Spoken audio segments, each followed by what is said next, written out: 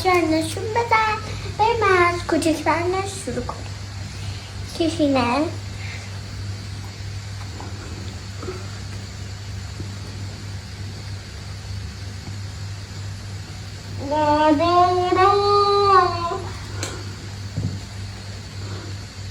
خب کشین لباس است.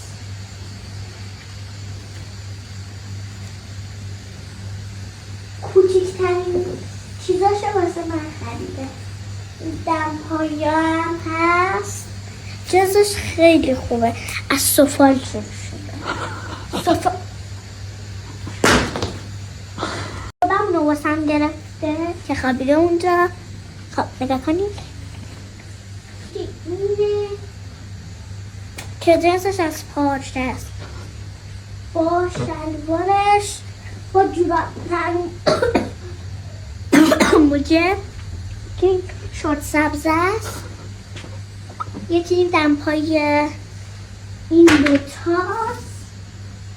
اینم تیشرتش. نه اینه که اینه بعد اینه برعکسش کردی. همین شکلی دیگه جنس. خب همین نبود. اینم برای عمه و مام بزرگم و